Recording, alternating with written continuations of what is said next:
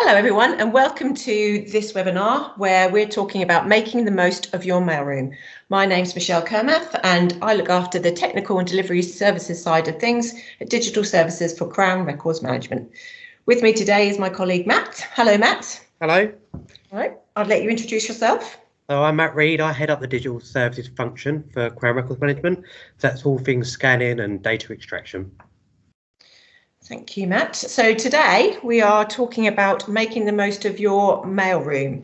And mailrooms, as we know, Matt, have, whether traditional or digital, they have the same purpose. They manage incoming mail, outgoing mail. And initially, traditional mailrooms obviously had quite clear benefits. You've been in this sort of industry for a while now. In your experience, what were they, and are those benefits still relevant today? I think when we look, especially, pre-COVID, organisations find it easier to, they found it easier to manage a mailroom when it was internal. But what we currently find now is that actually, with the cost of living, the rent that's going up and up, actually, it's not very affordable anymore. And, customers out there, they want a high level of service and they want to pay as little as possible. And when I say customers, I mean end users, people that might be sending in the mail. And to be able to do that, we have to drive technology through that, and anything that we can do to improve that process and use that technology, we can deliver a better return of investment for that customer. When we look at prime real estate, especially in big towns like cities should I say, like London, Manchester, Leeds, it's very expensive to have office space, and by we're looking. Customers today are looking at rationalising their office space, so moving into smaller premises, closing offices completely, because a lot of their employees now are working from home. So with that, they don't need the mailroom anymore. So by closing that, it's driving them benefits. And actually, the traditional mailroom doesn't really have many benefits today. You're getting more benefits out of outsourcing that mailroom. Yeah, well, I suppose the benefits, although if we look at some of the benefits of a traditional mailroom, they've now translated over into the digital space, haven't they? Initially, we were setting up sort of centralised mailrooms. They were quick and easy to set up. People knew the business. It was very quickly routing the information around. If you think about it now, with technology how it is, those benefits still remain, but you get the added benefits now of all the things that you just mentioned. Yeah. About distribution, increasing space, using your staff elsewhere in the business. As well as, I suppose, you're not losing business critical documents lost in a process or delayed by distribution. Definitely. And I think as well, a mailroom isn't part of someone's main core of their business. So actually, it's something they have to do. It's, they have to receive that mail to do their work, but it's not something that actually their expertise really lie in. So by outsourcing that, they're able to focus on their business, and actually, that fills them with the ease that actually they don't have to worry about that as during their day-to-day role. Absolutely, and it's about the speed as well. You can now get that information around. We talked about big cities, but if you think about it, a lot of smaller businesses, maybe more rural, actually transporting the post around takes a lot longer. You've got some people might have offices in lots of different places, but so actually taking away the traditional man in a van delivering your post also speeds that process up, doesn't it? Definitely. Yeah. So you mentioned COVID and the pandemic, because we can all remember that. But what do you think are some of those impacts? Remote and hybrid working, has increased. So it's an obvious impact. But I think those quick changes have now become the norm for a lot of people and how they worked. And what do you think that actually means to businesses, going about their daily operations? Well, I think, when you look at organisations today, it's estimated that actually 50% of workforces have a flexible working routine. So actually, by having a traditional mailroom, they haven't got access to mail. So when we're looking at customers that actually have important documents coming in, we look at law firms where it might be time critical. We look at insurance companies and pensions and all them types of things that actually, there's SLAs involved in that, and there might be penalties if you don't process something quick enough. So actually, there's an advantage in being able to outsource that we and putting that into a centralized system that actually people can have access to, and looking at how we use the better that system to extract data and use it in a way that actually makes sense and making it more structured. Absolutely. And I think, the way that businesses have changed and the way that they're working has changed, but also the way customers want to transact with those businesses have changed, isn't it? People don't necessarily, they don't send mail anymore. People want to transact over apps and data, but ultimately there's business critical information that you can't get away from. There's still a lot of post out in the world. There's still a lot of information traveling around. I think we need to understand that, even if digital mailrooms don't necessarily just deal with post. They can deal with emails, digital documents sent over as attachments, lots of different ways to transact these days. Yeah, it might be even it's a very bespoke part of the system that you're building, because today that especially when we look at public sector, a lot of organisations today are looking to get people to do self-service and take away them operational costs and the administration that's involved in that.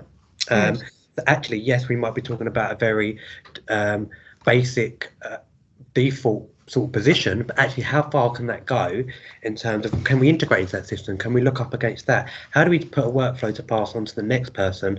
And these are the things that really transform businesses. And actually, you can then use the staff that were originally on that in a more better way, working with your customers and improving customer service as an example. So what really are the requirements for a new way of working? What are people actually looking for when handling their information? I think people are looking for a good, cost-effective, quality service, and they're looking for that to be simple. In this world where there's so much complexity, if we can make things a simple process, that really, really helps. So delivering that, I think for me, and when I speak with our clients, is the most important thing. I think as well, though, sometimes, I don't know whether you agree, Matt, but I think sometimes people are a little bit nervous that using a digital system or a solution might actually be more restrictive. They're still looking for some flexibility in the way that, because every business is slightly different, there might be some certain bespoke requirements. And I think it's about, they need to be reassured that, the way that they're working, what's best for their business, can be matched in a system. Yeah, anything can be customized. Integrations can be made, and it can be so bespoke to fit in with not just one department, but actually, all departments cross over, and how do they get to the next part and the next part, and having that joined up and optimizing them processes will really deliver them benefits.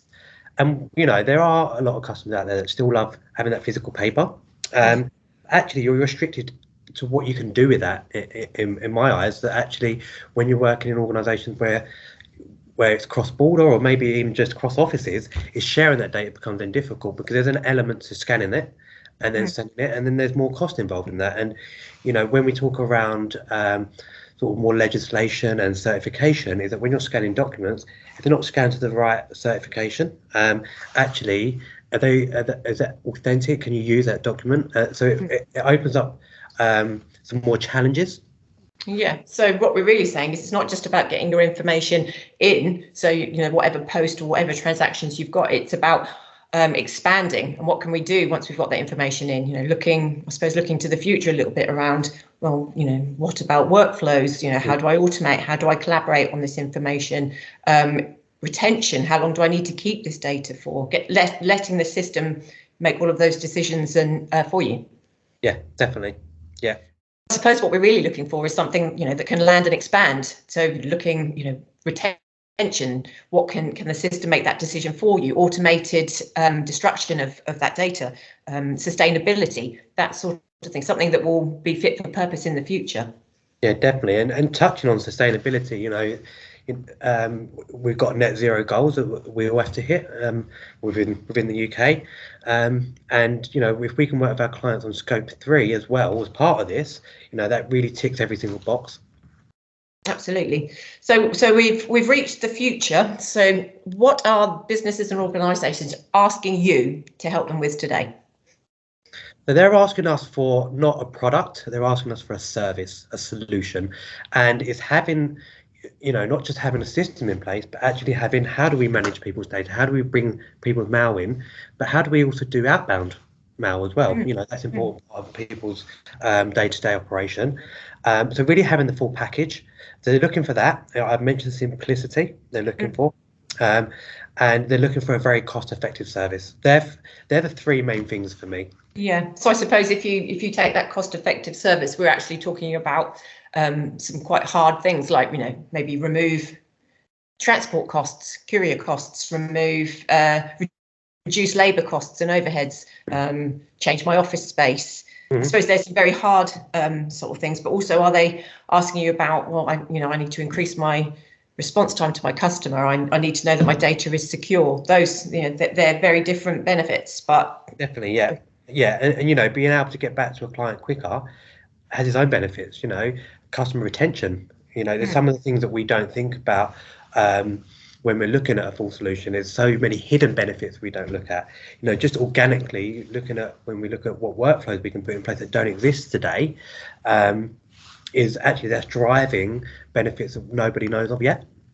So I suppose when people are looking about how they're going to deal with their mail and transactions in the future, they've got to look at whether they do that in-house or whether they do that, they outsource that. They've got to make sure that they've got the right compliance, statutory requirements, the right tools and solution, and finding the right organisation that works for them. Yeah, finding the trusted partner obviously is an important thing, and when I'm speaking with clients, they want to be assured that they have a very secure process in place. It follows ISO standards. We have vetted people. All of them things are very important, and it's things that obviously we take in consideration when building a solution for our clients. And not one solution is the same. We speak with many clients. We always have bespoke solutions. There's always different business processing rules that we have to follow, and making sure that we deliver that right package where every single person will benefit from that in their organisation. Absolutely. It needs to be the right fit for everybody, doesn't it? So there are some clear benefits, but in reality, I suppose if we looked at the other side of it, what would the outcome be if businesses don't move to a more digital approach? I think naturally people have to move. We're going to a more digital world. I think if they continue as they are, it affects, as we spoke about, response times to customers.